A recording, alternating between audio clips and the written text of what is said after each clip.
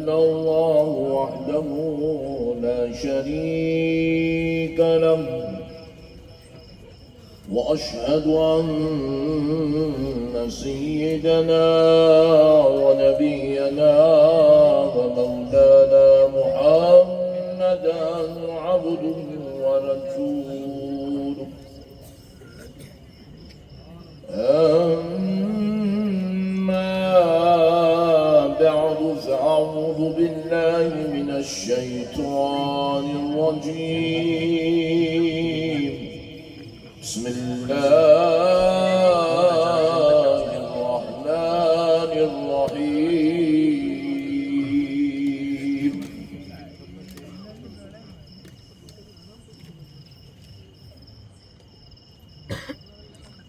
قال الذي عنده علم من الكتاب أنا آتيك به قبل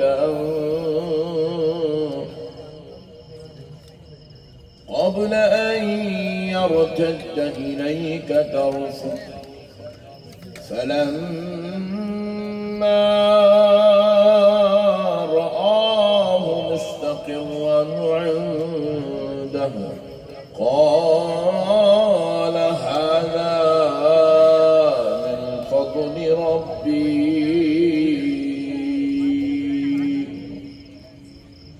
صدق الله العظيم وبلغنا رسوله النبي الكريم ونحن على ذلك لمن الشاهدين والشاكرين والحمد لله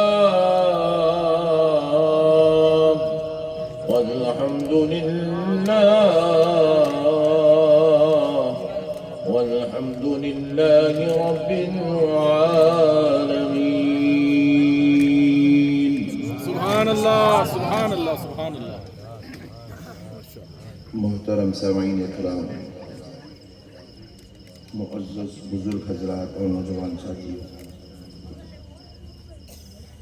بالخصوص اسٹیج پر جلوہ افروز جلیل القدر علماء کرام، خطباء عظام، نعتخواں حضرات، دانشوران قوم ملت، محبان اہل سنت، غلامان غوث اعظم و غلامان غریب نواز، اللہ رب العزت کا یہ بہت بڑا احسان عظیم ہے اور اس کے پیارے حبیب رحمت للعالمین صلی اللہ علیہ وآلہ وصحبہ وسلم کی لطف و عنایت ہے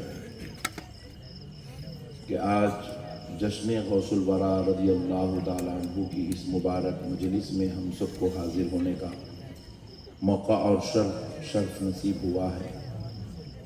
اللہ رب العزت کے کروڑہا احسان میں سے یہ بھی ایک احسان ہے کہ اللہ نے ہمیں اس کے محبوب بندوں سے محبت کرنے کی توفیق عطا فرمائی، کیونکہ معزز سامعین کرام، جو جس کا ہوتا ہے وہ اسی کا ذکر کرتا ہے، جو جس سے محبت کرتا ہے وہ اسی کی یاد میں، اسی کے تذکرے میں مصروف رہتا ہے۔ اللہ رب العزت کا کروڑ احسان ہے کہ اللہ نے ہمیں غوث پاک کی محبت عطا فرمائی، اللہ نے ہمیں اہل بیت پاک کی محبت عطا فرمائی، اللہ نے ہمیں رسول اللہ صلی اللہ علیہ وآلہ وسلم کی محبت عطا فرمائی۔ اللہ تعالیٰ کا کروڑ احسان ہے۔ میں دل کی گہرائیوں سے تبوک کے اس جلسے کے منتظمین کا اور آنے والے تمام شرکاء کا شکر گزار ہوں، جنہوں نے مجھ ناچیز کو آج کی اس بابرکت نورانی مجلس سے خطاب کرنے کے لیے مدعو کیا۔ اللہ تبارک و تعالیٰ پیارے حبیب پاک علیہ السلام کے صدقے و طفیل سے ہم سب کو اس مجلس میں حضور غوث العظم دستگیر رضی اللہ تعالیٰ عنہ کے فیوض و برکات حاصل کرنے کی توفیق عطا فرمائے۔ آمین۔ اللہ تعالیٰ نے نظام اور قانون کچھ ایسا بنایا ہے کہ پروردگار عالم اپنے نیک بندوں کو اپنے اور اپنے بندوں کے درمیان کا وسیلہ بنا دیا۔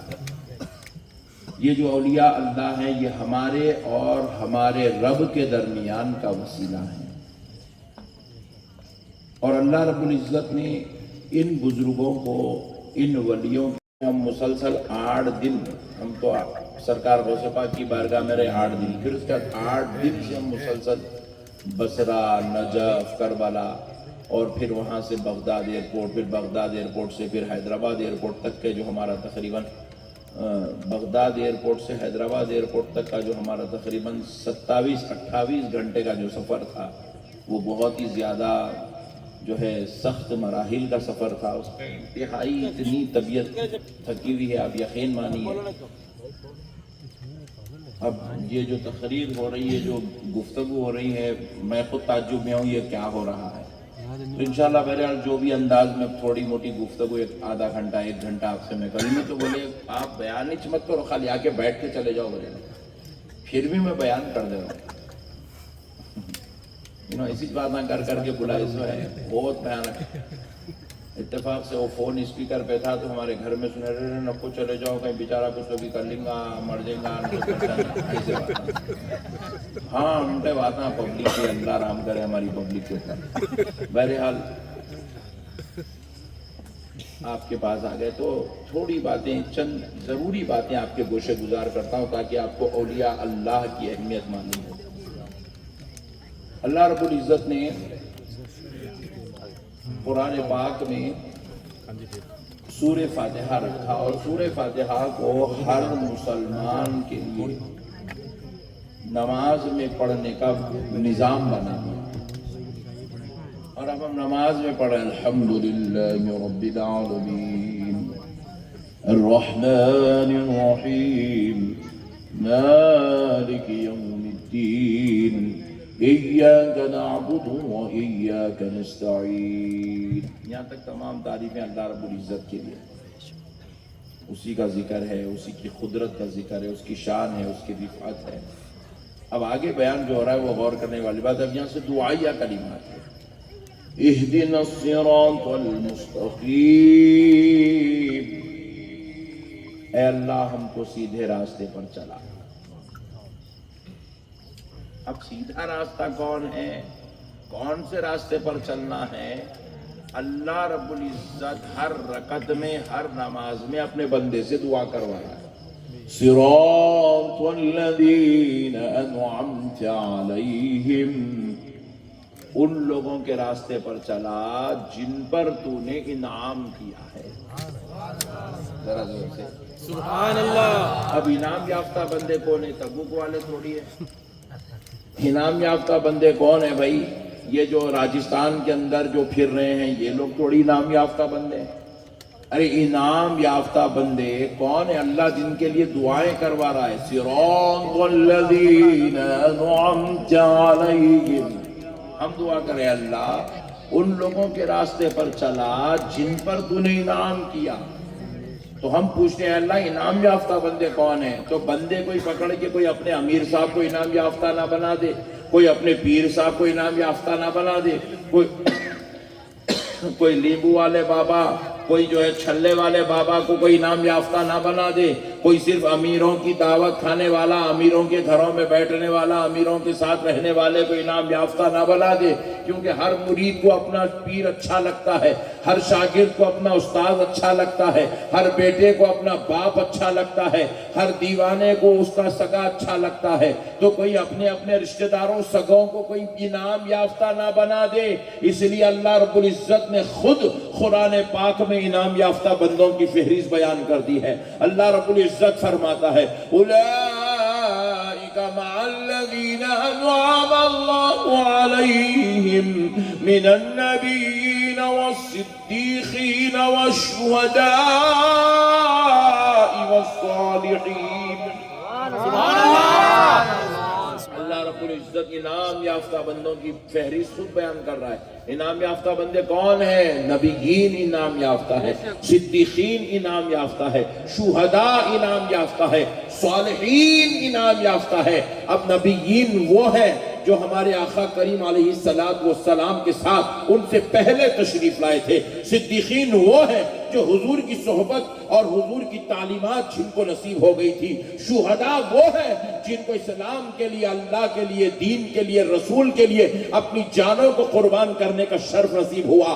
اب رہ گیا ایک ہی طبقہ جو ہمارے درمیان میں بھی ہے، رسول اللہ کے زمانے سے چلا آ رہا ہے. یہ صالحین کی فہرست میں وہ نیک بندے ہیں جنہوں نے اپنی خاطر زندگی نہیں گزاری، جو اپنے نفس کے لیے زندگی نہیں گزارتے ہیں، اپنی خواہشات کے لیے زندگی نہیں گزارتے ہیں، اپنی دنیا کے لیے زندگی نہیں گزارتے ہیں. صالحین وہ ہیں، دن ان کا ہوتا ہے، عبادت خدا کی ہوتی ہے، رات ان کی ہوتی ہے، تذکرہ مولا کا ہوتا ہے. صالحین وہ ہیں، زبانیں ان کی ہوتی ہے، کلام خدا کا ہوتا ہے، ہاتھ ان کے ہوتے ہیں، کام خدا کا ہوتا ہے، ذہن ان کا ہوتا ہے، ارادہ خدا کا ہوتا ہے، کان ان کے ہوتے ہیں، سماعت خدا کی ہوتی ہے. ہم نے پوچھا ہے اللہ یہ صالحین کون ہے؟ تو پھر اب سنو، اللہ اپنے محبوبوں کے ذریعے سے جواب دلواتا ہے. یہ سارے صالحین کے سردار کا نام سیدنا شیخ عبد القادر جیلانی،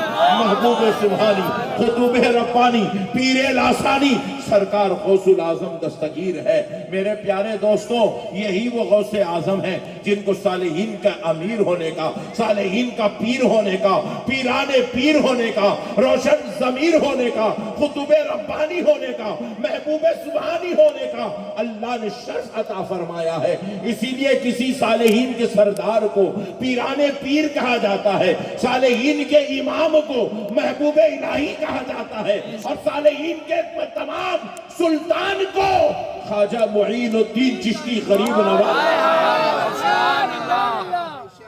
یہی وہ لوگ ہیں جن کے بارے میں اللہ بندوں سے ہر نماز میں دعا کروا رہا ہے. صراط الذین انعمت علیہم، اے اللہ ان لوگوں کے راستے پر چلا جن پر تو نے انعام کیا. ہر نماز میں دعا کر رہے ہیں پٹھے، ہر نماز میں دعا ہو رہی ہے، پھر باہر نکل کے بولتے ہیں ولیوں کا نہیں جانا، پھر دعا کرا گئی گڑے ہولے. جب تو بول رہا اولیاء اللہ کا نے نہیں جانا، اولیاء اللہ کا وسیلہ نہیں لینا، اولیاء اللہ کو نہیں ماننا، مر گئے مٹی میں مل گئے، ختم ہو گیا سارا مسئلہ، دفن ہو گیا، تو پھر دعا کرا گئی کو. سمجھ رہے ہیں بات؟ ایک صاحب دعا کر رہے، پروردگار عالم میرے مقدر میں میٹھا کھانا لکھ دے. باہر نکل کے بول رہا مٹھائی حرام ہے، پھر دعا کرا گئی گولے ہولے. بات سمجھ رہے ہیں آپ؟ میرے پیارے بھائی، اللہ اللہ ہو کر آپ سے نماز جیسی عبادت میں دعا کروا رہا ہے کہ تم یہ دعا کرو کہ اے اللہ ہم کو ان کے راستے پر چلا. ہم اپنا ڈیسائیڈ کیے ہوئے راستے پہ نہیں چل سکتے. تبوک والے اپنا راستہ بنا لیے، پھر جو ہے جے پور والے اپنا راستہ، جودھ پور والے اپنا راستہ، وہ صاحب اپنا راستہ، حیدرآباد والے نہیں، اللہ کا خبردار، یہ میرا دین ہے. تم اپنے باپ داداؤں کے بنائے ہوئے طریقے پر نہیں چل سکتے، اپنی مرضی سے بنائے ہوئے راستے پر نہیں چل سکتے. تم کو وہی راستے پر چلنا پڑے گا جس راستے پر میرے اولیاء چل رہے ہیں، میرے صلحاء چل رہے ہیں، میرے شہداء چل رہے ہیں، میرے محبوب بندے چل رہے ہیں. میرے محبوبوں کا راستہ اختیار کرو، میرے غوث اعظم کا راستہ اختیار کرو، میرے معین الدین کا راستہ اختیار کرو، میرے نظام الدین کا راستہ اختیار کرو، میرے اللہ نواز کا راستہ اختیار کرو. ارے وہی راستہ اختیار کرو جو میرے محبوبوں نے اپنی زندگی میں اپنے سینے سے لگا کے رکھا. کیونکہ اولیاء اللہ گمراہ نہیں ہو سکتے. اولیاء اللہ گمراہ اور اولیاء اللہ کا عقیدہ بھی خراب نہیں ہو سکتا.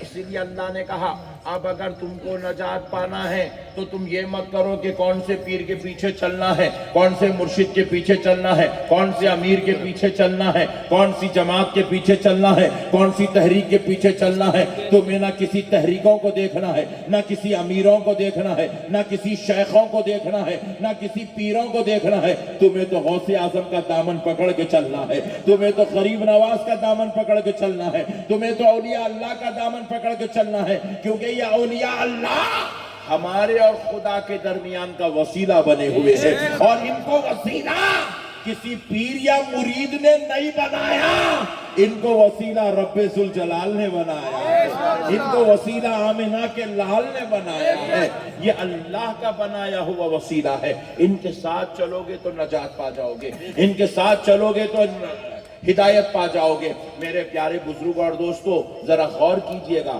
ہمارے بزرگوں سے ہمارا تعلق کس طرح ہونا چاہیے، اور اللہ رب العزت نے اپنے مقدس کلام قرآن مجید کو کس شان کے ساتھ نازل کیا ہے، ذرا غور کیجئے۔ دیکھیے قرآن پاک میں 6666 آیتیں ہیں۔ کتنی؟ 6666 آیتیں قرآن پاک میں ہیں۔ بھائی ذرا ایک فین لگا دو تو مہربانی، اس میں تو بیچارہ کوئی ہوا بھی کہیں سے بھی گھسنے کو تیار نہیں کر دیا۔ میں بولا حضرت آئیں گے تو دروازے پورے بند کر دو، کہیں سے جانا ہی نہیں، ایسا لگا دیا بیچارہ۔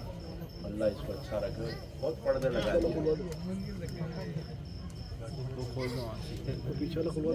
خالی پیسہ پردے نہ کچھ ہوگا ہے تو لگا دو۔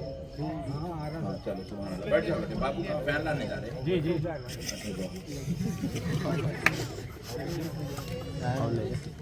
ایک بار درود پاک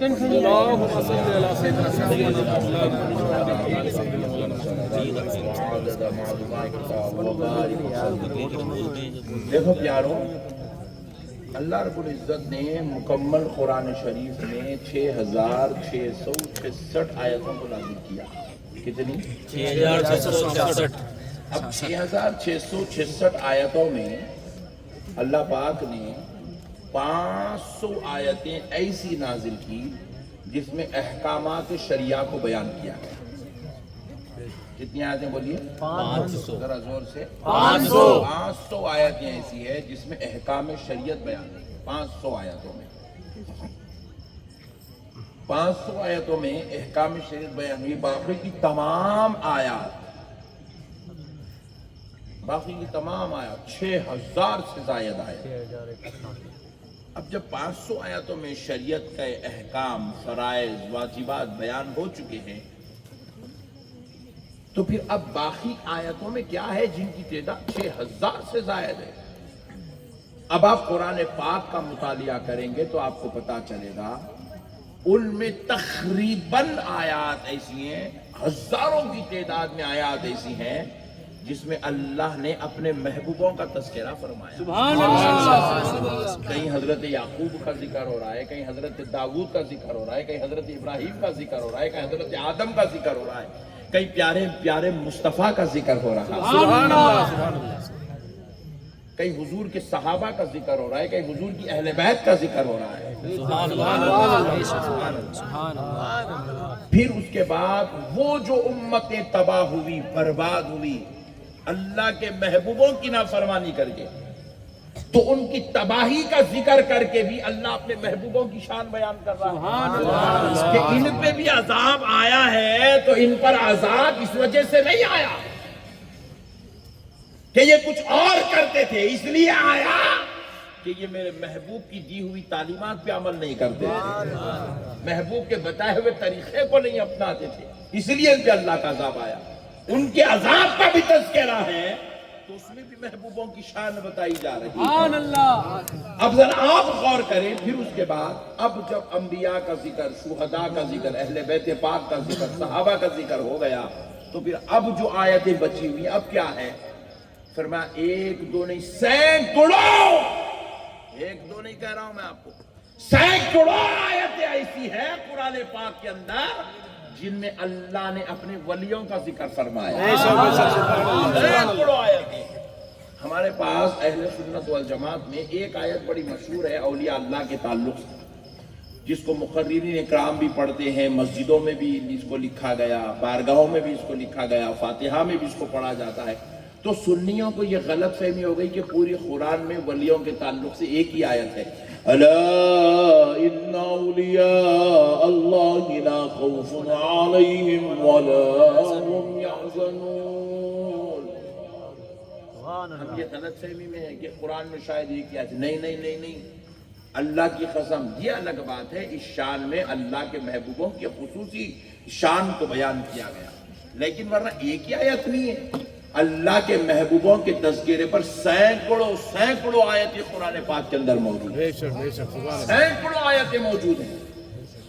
میرے پیارے بزرگ اور دوستو، اب حد تو یہ ہے، آیات کا تذکرہ تو ہم ابھی کریں گے، قرآن پاک کے اندر اللہ نے سورے بھی اپنے محبوبوں کے نام سے نازل فرمائے۔ آپ غور کریں تو آپ کو پتا چلے، قرآن پاک کے اندر اللہ رب العزت نے ایک سورہ نازل کیا، اس کا نام ہے سورہ لقمان۔ کیا ذرا بولی؟ سورہ لقمان۔ سورہ لقمان۔ یہ لقمان کون ہیں؟ جمہور علماء کا اس بات پر اتفاق ہے کہ یہ حضرت لقمان اللہ کے ولی ہے۔ ولی کون ہے؟ ولی ٹھنڈے لوگ ہیں، ذرا زور سے بولو۔ اللہ کے ولی ہیں، حضرت لقمان اللہ کے ولی ہیں۔ اللہ رب العزت خدا ہو کر اپنے ولی کے نام سے قرآن میں سورت نازل کر رہا ہے، اور ہم ہیں کہ ولی کے نام کی اگر فاتحہ کر لے تو مشرک ہو جائے، ولی کے نام سے اگر ہم جو ہے اپنے بچوں کے نام رکھ دے تو بدعتی ہو جائے، ولی کے نام سے کوئی اگر اپنی دکان چلا دے KGN لکھ دیے تو اللہ اکبر، شرک کر دیا۔ اللہ کے نام سے رکھو، ولی کے نام سے۔ ارے بے وقوف، ہم اپنے نام، اپنی دکان کا نام ولیوں کی طرف منسوب کریں، اپنے بچوں کا نام ولیوں کی طرف منسوب کریں، اپنے گھر بار کا نام ولیوں کی طرف منسوب کریں، تو اس میں کیا تعجب کی بات ہے؟ وہ خدا ہو کر اپنے مقدس کلام قرآن مجید کی ایک سورت کو اللہ کے ولی کی طرف منسوب کر رہا ہے، ولی کے نام کی طرف منسوب کر رہا ہے۔ سورہ لقمان کہہ کر اللہ دنیا والوں کو بتا رہا ہے، دنیا والوں، جب میں خدا ہو کر اپنے کلام کی سورت کا نام اپنے محبوب کے نام سے منسوب کر سکتا ہوں، تو پھر تم اپنے بچوں کا نام میرے محبوبوں سے منسوب کیوں نہیں کرتے؟ میرے پیارے بھائیوں، اللہ کا واسطہ مسئلوں کو سمجھو، پھر اس کے بعد اور آگے بڑھے۔ صرف لقمان نام ہی نہیں ہے، بلکہ اس میں حضرت لقمان کا تذکرہ بھی ہے۔ سبحان اللہ۔ خدا ہو کر ولی کیا کرتے تھے، ولی کیا کر رہے ہیں، اپنے بیٹے کو کیا نصیحت کر رہے ہیں، اپنے بیٹے کو وہ کیا کیا سمجھا رہے ہیں، وہ سارا تذکرہ قرآن میں بیان کر رہا ہے۔ سبحان اللہ۔ اللہ اللہ ہو کر قرآن میں ولی کا تذکرہ کر رہا ہے۔ حضرت وَإِذْ قَالَ لُقْمَانُ لِابْنِهِ فَهُوَ يَعِظُهُ يَا بُنَيَّ لَا تُشْرِكْ بِاللَّهِ إِنَّ الشِّرْكَ لَظُلْمٌ عَظِيمٌ۔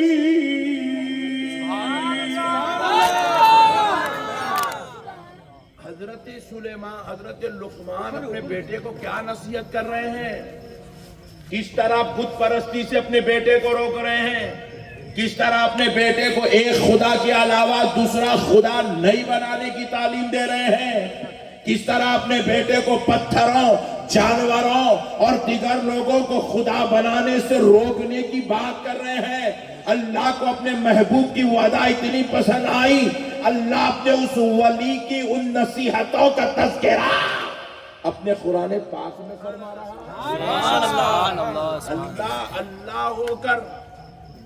اللہ ہو کر ولیوں کا تذکرہ قرآن میں کرے، اور ہم غلام ہو کر تبوک میں غوث اعظم کا تذکرہ کرے تو کیا تعجب کی بات ہے۔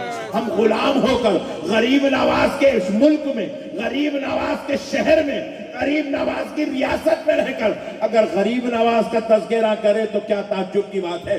اس لیے مومنو، اللہ کا واسطہ اپنی محفلوں کو، اپنی زندگیوں کو ولیوں کے تذکرے سے سجا لو، کیونکہ یہ طریقہ کسی مولوی یا ملا کا طریقہ نہیں، یہ خالق کائنات رب ذوالجلال کا طریقہ،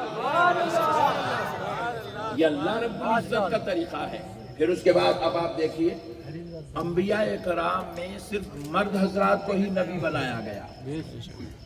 ذرا بولیے زور سے، مرد حضرات کو ہی نبی بنایا گیا، عورت ذات کو نبی نہیں بنایا گیا، عورتوں کو نبی نہیں بنایا، اور ذرا زور سے، عورت کو نبی نہیں بنایا، مرد ہی نبی ہیں، عورت کو نبی نہیں بنایا گیا۔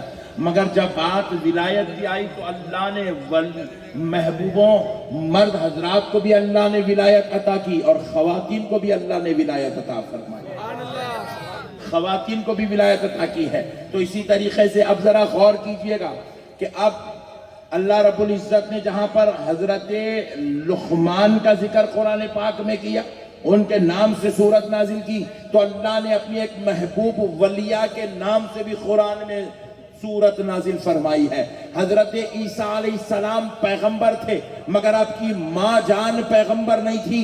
حضرت عیسیٰ کی والدہ محترمہ جن کو حضرت مریم سے کہا جاتا ہے، وہ حضرت مریم اللہ کی ولیہ ہے، اور اللہ نے قرآن پاک میں حضرت مریم کے نام کا سورہ نازل فرمایا، حضرت مریم کے نام سے سورہ نازل کیا۔ سورہ مریم قرآن پاک میں ہے، نہ صرف حضرت مریم کے نام کا سورہ قرآن میں ہے بلکہ بجا طور پر اللہ نے بار بار حضرت مریم کا ذکر قرآن پاک میں فرمایا ہے۔ حضرت مریم کی تذکرے کو اللہ نے قرآن پاک میں نازل کیا ہے۔ میرے پیارے بزرگوں اور دوستو، اب ایک تذکرہ تو کس شان کا ہے، ذرا غور کر کے دیکھیے۔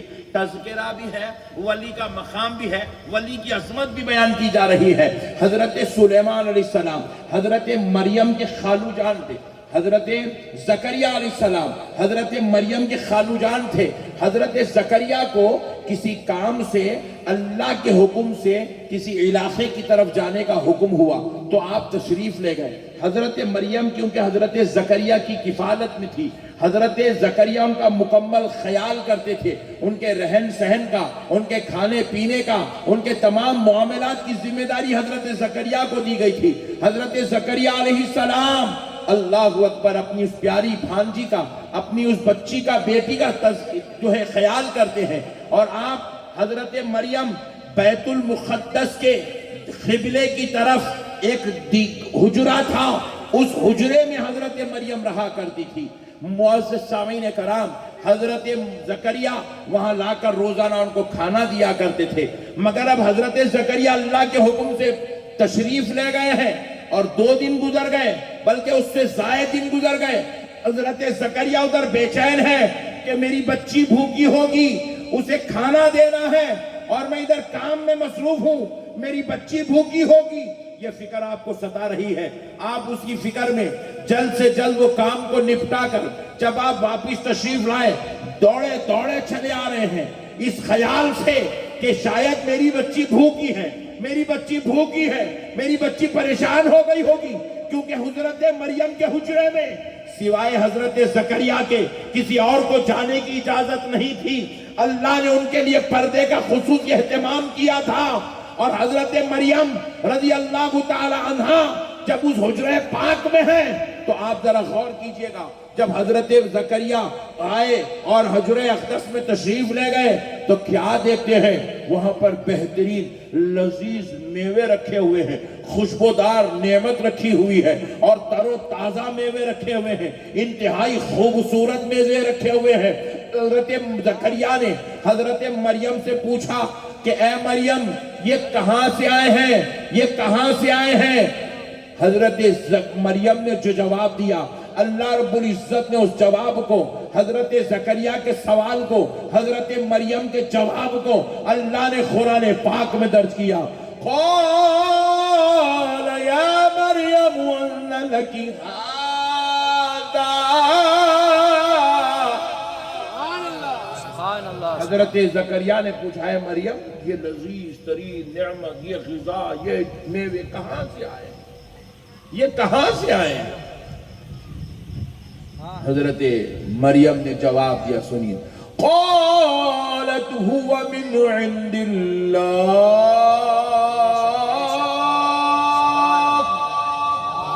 حضرت مریم نے کہا یہ میرے رب نے اپنی دربار سے میرے پاس بھیجا، سبحان اللہ، یہ رب کے پاس سے آئے ہیں، اللہ اللہ، یہ رب کے پاس سے آئے ہیں۔ پتہ کیا چلا، ہم بھوکے رہتے ہیں تو سسرال سے ٹفن آتا ہے، اللہ کا محبوب بھوکا رہتا ہے تو جنت سے غذا آتی ہے۔ ہمارے میں ولیوں میں یہ فرق ہے ایک صاحب بولے ہم بھی چاہے تو ولی بن سکتے، تو بولا تھوڑے دن بھوکے رہ جا، کیا کیا ہو سکتا پورا پتا چل جاتا۔ بولا تیری میت نکل جاتی، تو بھوکا رہ گیا، تیرے سسرال والے آگے تیرے جنازے کی تیاری کرتے، بھائی جان بھوک کے مر گئے بول کے۔ بے وقوف، تو ولیوں کی طرح نہیں ہو سکتا، تو بھوکا رہا تو تیرے انتڑیاں گل جاتے، اور اللہ کا ولی بھوکا رہتا ہے تو خدا کھانے کا انتظام فرما دیتا۔ سرکار غوث اعظم ارشاد فرماتے ہیں جب میں نہیں کھاتا تو میرا رب مجھے منا کے کھلاتا ہے، میں نہیں پیتا تو میرا رب مجھے سمجھا کے پلاتا ہے۔ تو میرے دوستو، ہمارے محبوب اللہ کے محبوبوں کی شان یہ ہے، ہمارے ولیوں کی شان یہ ہے کہ ان کا رب ان کے کھانے کا انتظام کرتا ہے۔ اور یہ مولویوں یہ ہے جو زکوٰۃ اور صدقات کے چندوں پر کھا کر اولیاء اللہ کی گستاخیاں اور بے ادبیاں کرتے ہیں۔ میرے پیارو، اللہ کا واسطہ مسئلوں کو سمجھو۔ حضرت مریم کے تذکرہ اللہ رب العزت نے قرآن پاک میں کیا ہے، ان کی شان بتائی ہے، ان کی رفعت بتائی ہے۔ پھر اس کے بعد ہوا کیا میرے بھائی؟ حضرت مریم نے جواب دیا، قالت هو من عند اللہ ان اللہ یرزق من یشاء بغیر حساب۔ سبحان اللہ۔ یہ رزق وہی رب نے بھیجا ہے جو بے شک بے حساب رزق دینے والا ہے۔ میں مرتبہ تمل ناڈو گیا تھا بیان کرنے کے لیے، تو وہاں پر لیدر کے بہت زبردست کاروبار ہے امبور میں۔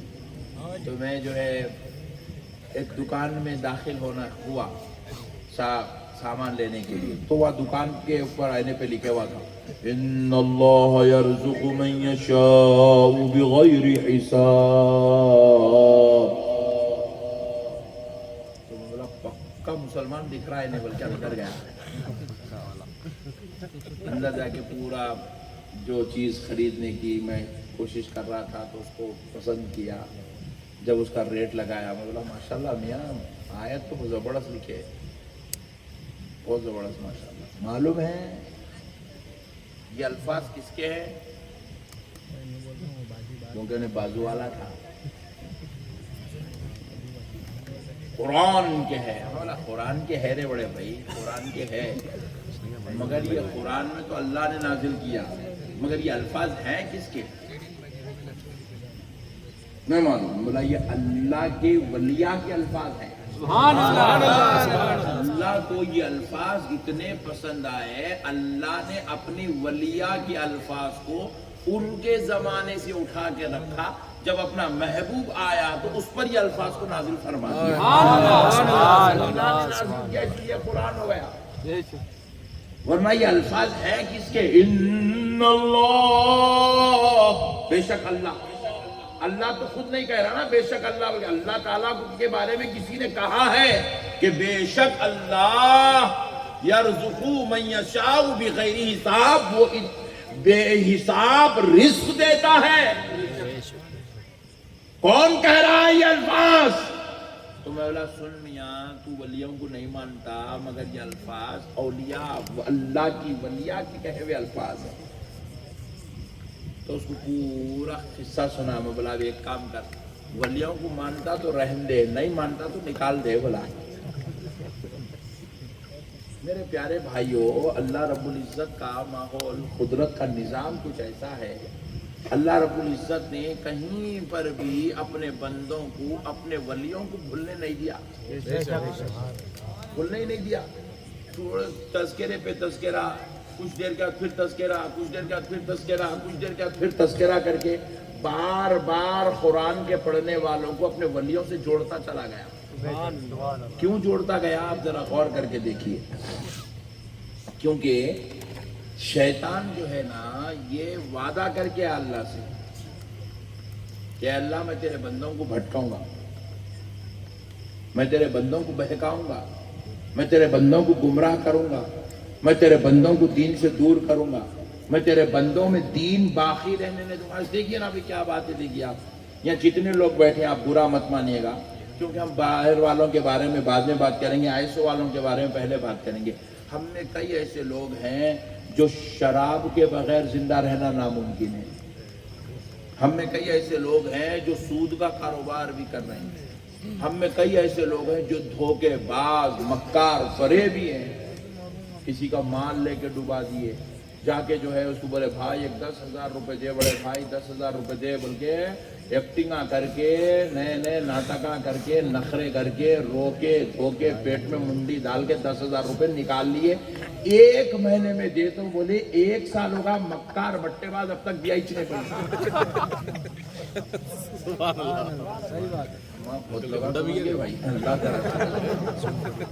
مسئلے کو سمجھیے آپ، ہم میں اتنے بدماش اتنے بدقسمت لوگ ہیں، بچیوں سے عاشقی کر رہے ہیں، اور ہمارے بیٹیاں اتنے خطرناک ہیں برقع پہننے کو تیار ہے ہی نہیں۔ میں اب تک ادھر 1 مرتبہ بھی نہیں دیکھ ہی نہیں سکتا ہوں، ادھر دیکھتے کہ میرے اوپر گناہ لازم آ جاتا، کیونکہ میں آگے اسٹیج پہ بیٹھی ہوں، ایسا دیکھا تو ایک بھی برقع نہیں دکھا، میں بولا اللہ تیری پناہ کہاں لا کے بٹھا رہا میرے پاس۔ ہماری عورت برقع پہننے کو تیار نہیں، ہماری عورت لپسٹک کے بغیر باہر نکلنے کو تیار نہیں۔ میں پوچھ رہا ہوں، برا نہیں ماننا، تھوڑے حقائق بولتا ہوں، برا مانتے بولے تو نہیں بولتا۔ آج جلسے میں بھی لپسٹکاں لگا کے آئی، کس کو بتانے لگا ہے؟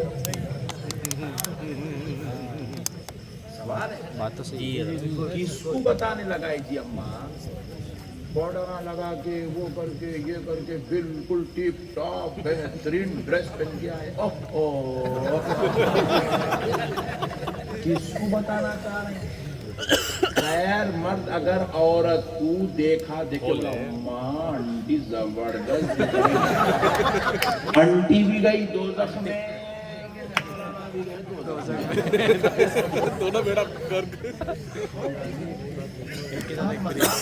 ہمارے اندر دین مردہ ہو گیا، مردہ، اس لیے ہم آپ کو یہ بات مذاق دکھ رہے، اللہ کی قسم میں جو آپ کو یہ اسٹائل میں بول رہا ہوں، مگر میں جو بول رہا ہوں اللہ کی قسم قرآن و حدیث کا خلاصہ بول رہا ہوں آپ، بے شک بے شک۔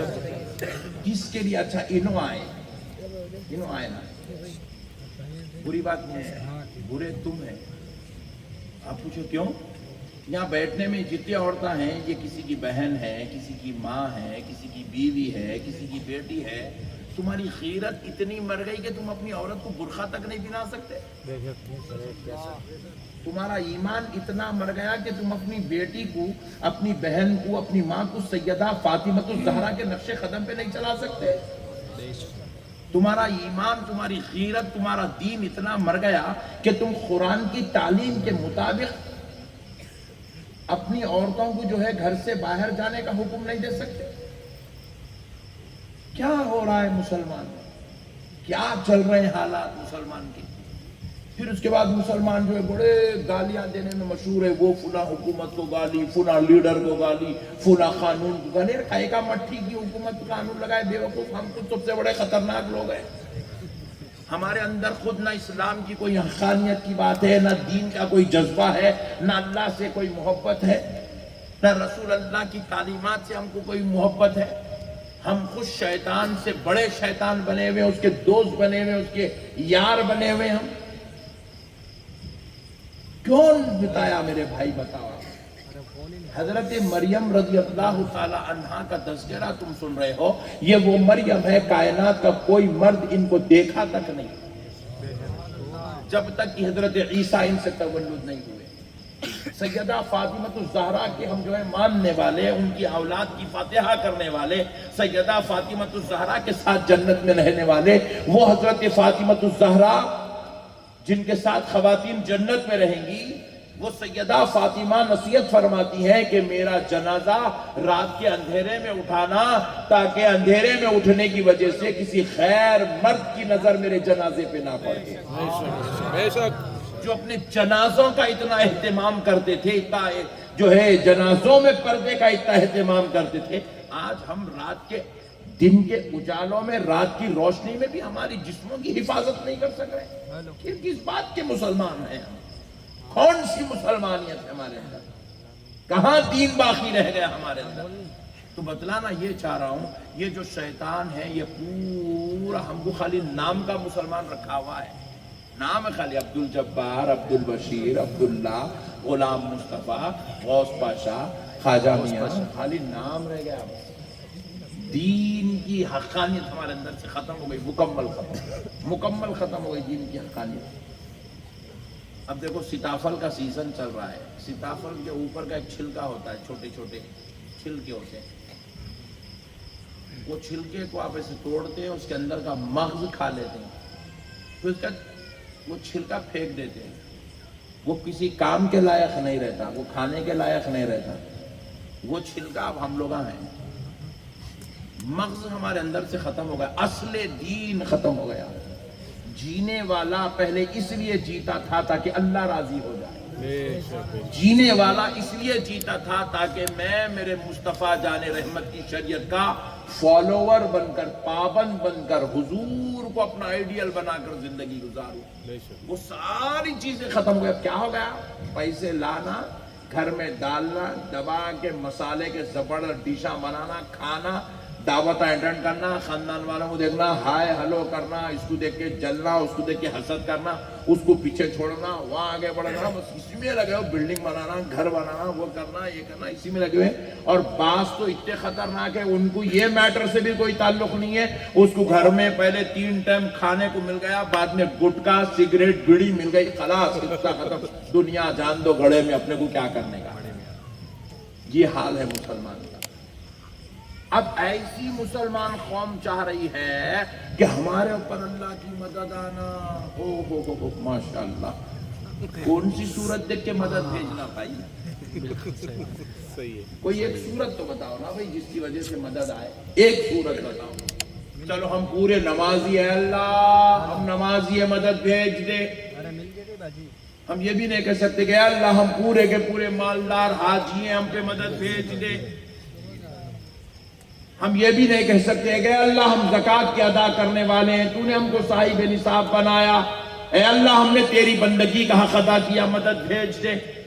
ہم یہ بھی نہیں کہہ سکتے کہ اے اللہ ہم غریبوں کے خیال کرنے والے، مدد بھیج دے۔ ہم یہ بھی نہیں کہہ سکتے کہ اللہ ہم پورے کے پورے تیرے ذاکر ہیں، مدد بھیج دے۔ ہم یہ بھی نہیں کہہ سکتے کہ اے اللہ ہم نے تیرے نبی کی سنتوں کے مطابق زندگی گزارا، مدد بھیج دے۔ ہم یہ بھی نہیں کہہ سکتے کہ اے اللہ ہم مکمل طہارت سے رہنے والے ہیں، مدد بھیج دے۔ اللہ اکبر، اللہ اکبر، یہ بھی نہیں کہہ سکتے۔ ہم میں کئی ایسے نالائق بدبخت ہیں جن کو طہارت سے رہنے کی سعادت بھی نصیب نہیں ہے۔ بتاؤ میرے پیارے بھائیوں، اللہ کا واسطہ مدد کیسے آئے گی؟ اللہ کی مدد کیسے آئے گی؟ خدا را مسلمانوں، اللہ رب العزت سے شیطان نے وعدہ کیا، اے اللہ تیرے بندوں کو بہکاؤں گا، گمراہ کر دوں گا، تیرے بندوں کو تیرے دین سے دور کر دوں گا۔ تو اللہ رب العزت نے اس وقت شیطان سے کہا، تو کیا کرنا چاہتا ہے؟ تو ابلیس نے پوچھا، اے اللہ میں تیرے بندوں کو بہکانے کی بات کر رہا ہوں، تو مجھے اجازت دے رہا ہے بہکانے کی؟ رب نے کہا، ہاں میں تجھے اجازت دے رہا ہوں، بہکا۔ تو کتنا بہکانا چاہتا ہے؟ کتنا بہکانا چاہتا ہے؟ بہکا، میں تجھے اجازت دے رہا ہوں۔ تو رب العالمین سے جب اس نے یہ سنا کہ اللہ تو مجھے بہکانے کی اجازت دے رہا ہے، تو پروردگار عالم نے کہا، ہاں میں تجھے بہکانے کی اجازت دے رہا ہوں۔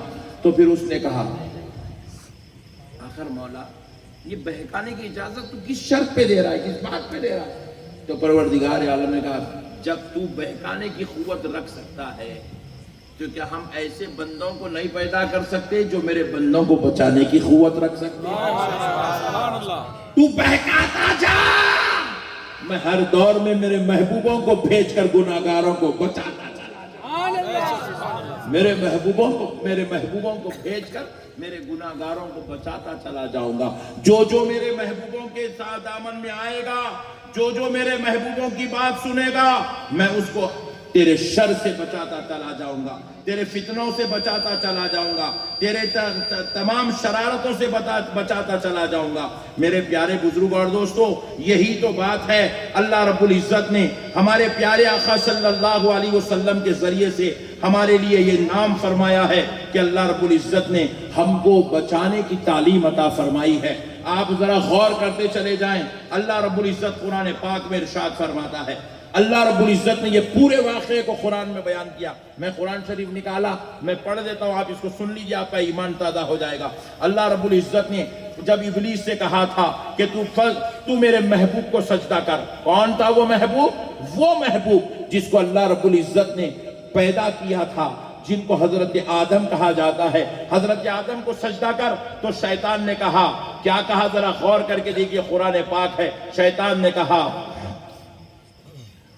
قال انا خیر منه خلقتنی من نار وخلقته من طین.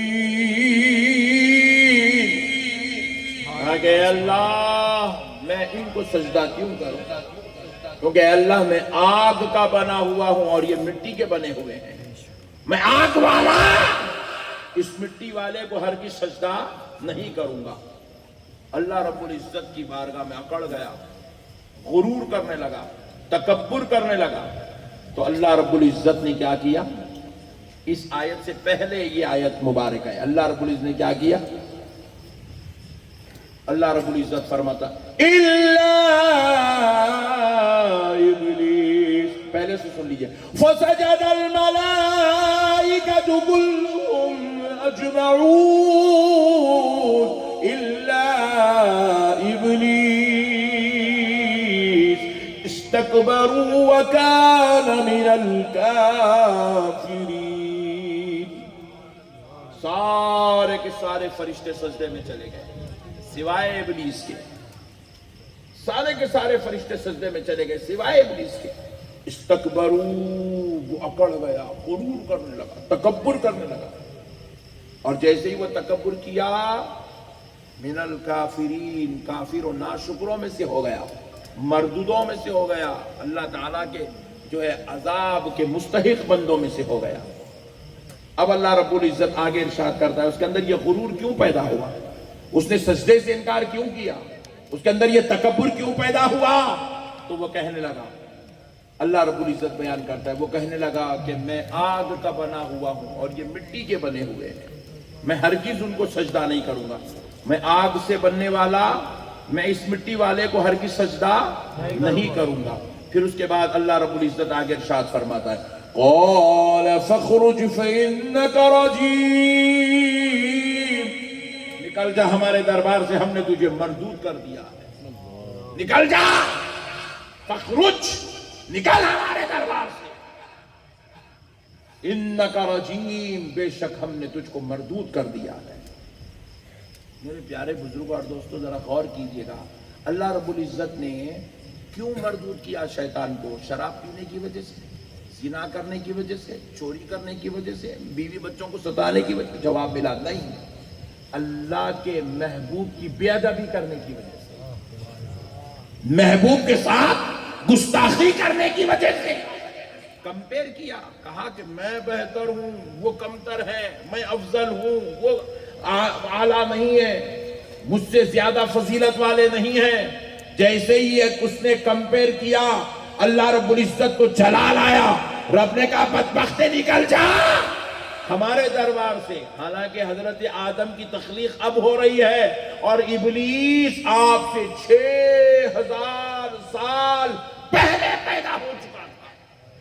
کتنے ہزار سال؟ 6000 زور سے 6000 سال پہلے پیدا ہوا. اور 6000 سال سے کیا کر رہا تھا؟ اللہ کی عبادت کر رہا تھا, اللہ کا ذکر کر رہا تھا, اللہ کو سجدے کر رہا تھا, اللہ کی تعریف کر رہا تھا, اللہ رب العزت کے عرش کو ٹیکا لے کے بیٹھتا تھا, اللہ کی مخلوق فرشتوں کو پڑھاتا تھا. عابد بھی تھا, زاہد بھی تھا, متقی بھی تھا, عالم بھی تھا, علم والا تھا, فضیلت والا تھا, عظمت والا تھا, سب کچھ تھا. مگر صرف ایک بے ادبی نے اس کی ساری فضیلتوں کو چھین کر اس کو مردود و ملعون کر دیا. صرف ایک بے ادبی. اللہ رب العزت کو بے ادبی پسند نہیں ہے, اللہ کے محبوبوں کی گستاخی پسند نہیں ہے.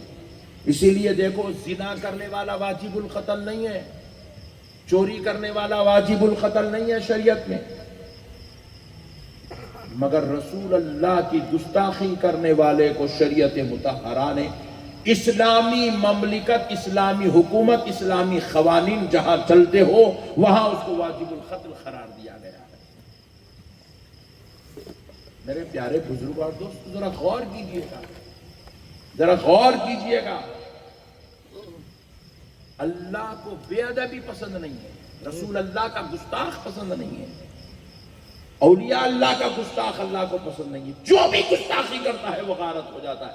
پھر اس کے بعد اور غور کر کے دیکھیں، کہنے لگا اللہ رب العزت ارشاد فرمایا وَإِنَّ عَلَيْكَ لَعْنَتِي إِلَىٰ يَوْمِ الدِّينِ۔ اللہ رب العزت نے کہا اور قیامت کے دن تک تجھ پر ہماری لعنت ہے۔ قال رب فانظرني إلى يوم يبعثون قال فإنك من المنظرين إلى يوم الوقت المعلوم۔ اس نے رب سے کہا اے اللہ مجھے اجازت دے، میں تیرے بندوں کو بہکانا چاہتا ہوں۔ رب نے کہا جا اجازت ہے۔ کب تک؟ قیامت کے دن تک تجھے اجازت۔ بہکا تو کتنا بہکانا چاہتا ہے، بھٹکا ہمارے بندوں کو کتنا بھٹکانا چاہتا ہے۔ میں نے بولا اللہ میں تیرے بندوں کو بہکانے کی بات کر رہا ہوں، تجھے اجازت دے رہا ہے؟ کہا ہاں ہماری طرف سے تجھے اجازت ہے، تو بہکا، تو گمراہ تو کر کے دیکھ، تو بندوں کو بے دین کر کے تو دیکھ، بے عمل کر کے تو دیکھ، بے نمازی بنا کے تو دیکھ۔ پوچھا اے اللہ آخر یہ اجازت کس بات پہ دے رہا ہے؟ تو رب العالمین نے کہا قال فبعزتك لأغوينهم أجمعين إلا عبادك المخلصين۔ اللہ رب العزت نے کہا میرے بندے، اللہ رب العزت نے کہا تو بہکا کے تو دیکھ، میں اپنے کچھ ایسے بندے بھیجوں گا جو اخلاص والے ہوں گے، جو اخلاص والے ہوں گے، میں ان کے ذریعے سے میرے تمام بندوں کو گمراہ ہونے سے بچاتا چلا جاؤں۔ دیکھو میرے بھائی، دنیا میں لوگ آئے، دنیا میں بجلی پیدا ہوئی، بعد میں الیکٹریشن پیدا ہوا، پہلے سبحان اللہ، یہ مائک سسٹم پیدا ہوا، بعد میں بنانے والا پیدا ہوا، پہلے انہیں آیا بول کے تو یہ بنایا نا، انہیں نہیں پیدا ہوتا تو یہ سسٹم کہاں سے پیدا ہوتا تھا؟ نہیں، یہ بڑے بڑے کیمرے لگے ہوئے ہیں آپ کے سامنے، یہ کیمرے بنانے والا پہلے پیدا ہوا، کیمرہ بعد میں پیدا ہوا۔ نقشبندی صاحب فلائٹ میں بیٹھ کے آئے تبوک کو،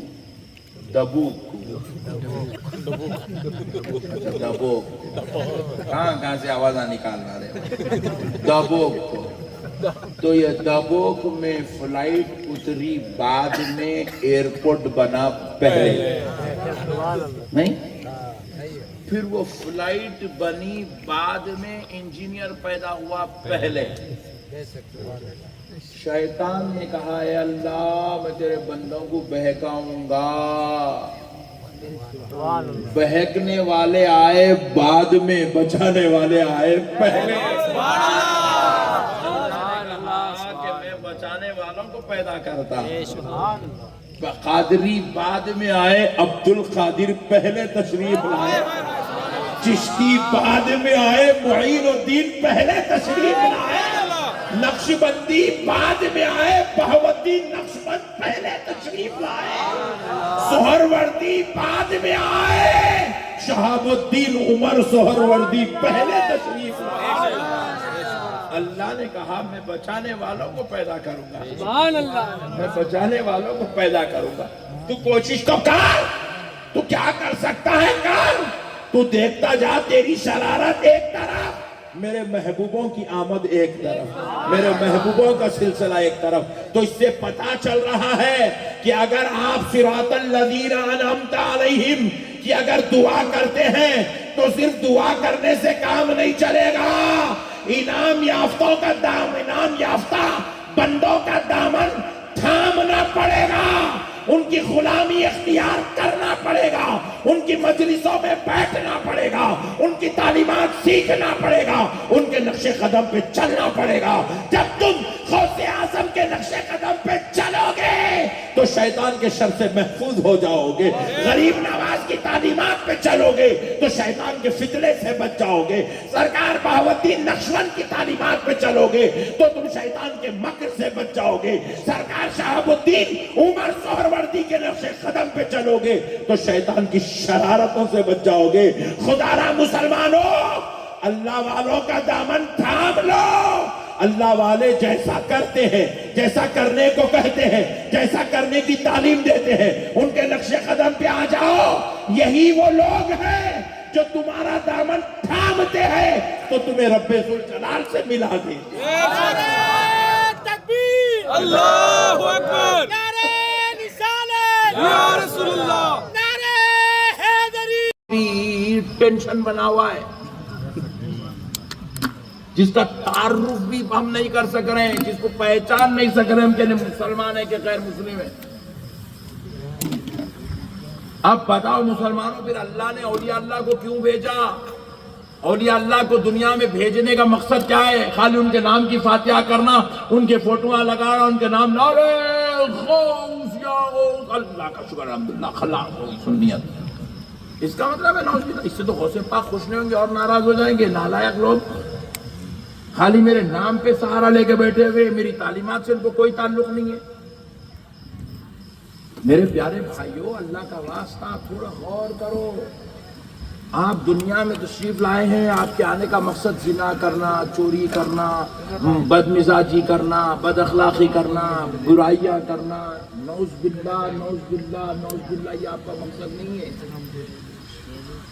الدنیا سجن المومن ہے، دنیا مومن کے لیے قید خانہ ہے، قید خانہ۔ یہاں پر زنا، چوری، شراب، سود، فینانس، یہاں پہ بٹے بازی، دھوکہ دہیاں نہیں کی جاتی۔ آپ اس کے لیے پیدا نہیں ہوئے، آپ کے پیدا ہونے کا مقصد یہ نہیں ہے مسلمانوں۔ اللہ کے واسطے اپنے مقصد پیدائش کو سمجھو، اللہ ہم کو کیوں پیدا کرا، یہ اولیاء اللہ کا نظام کیوں سجایا۔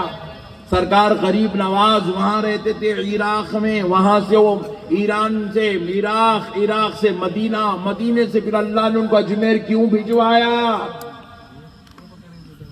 کیا مقصد ہے اتنی بڑی جرنی کا؟ آج ہم فلائٹوں میں جا کے آ رہے ہیں تو ہماری طبیعت اتنی تھکی ہوئی ہے، گوشت نہیں، ہڈیاں درد ہو رہے، ہڈیاں، فلائٹ میں جرنی کر رہے ہیں، خالی سامان پکڑ کے ٹھہرنا، تھوڑا چلنا، تھوڑا آنا، تھوڑا جانا، ہماری طبیعت برداشت نہیں کر سک رہی ہے۔ ایک ذات ایران سے عراق، عراق سے مدینہ، مدینے سے پھر جنگلوں بیابان کا راستہ طے کرتے کرتے کرتے ہزاروں کلومیٹر سفر کر کے کوئی ذات اجمیر میں آ کے قیام کر رہی ہے، تو مقصد کیا ہے؟ کس لیے یہ جرنی ہو رہی ہے؟ کس لیے یہ سفر ہوا؟ کیوں آپ اپنے باپ، دادا، خاندان، قبیلہ، رشتہ دار، احباب، مرید، معتقد، مرشد سب کچھ چھوڑ دیے؟ حج تو یہ ہے رسول اللہ کا دربار چھوڑ کے تشریف لا رہے ہیں۔ کیا وجہ ہے مسلمانوں؟ وجہ بس اتنی ہے، اللہ چاہتا محبوب تو یہاں بیٹھ جا، تیرے ذریعے سے اس زمین پر کلمہ پڑھنے والوں کو پیدا کیا جائے گا، اور تیرے وسیلے سے ان کو ایمان عطا کیا جائے گا۔ اور محبوب اب جب وہ دیکھیں گے پلٹ کر کہ ہمیں مسلمان کیسا بننا ہے، وہ کسی بادشاہ کی طرف نہیں دیکھیں گے، کسی رئیس سے نہیں سیکھیں گے، کسی مالدار کو نہیں پکڑیں گے، بلکہ میرے معین الدین جب وہ 90 لاکھ کلمہ پڑھنے والے اپنے ایمان و عمل کو درست کرنا چاہیں گے تو کسی اور کی طرف نہیں، اے اجمیر والے وہ تیری طرف پلٹ کر دیکھیں گے۔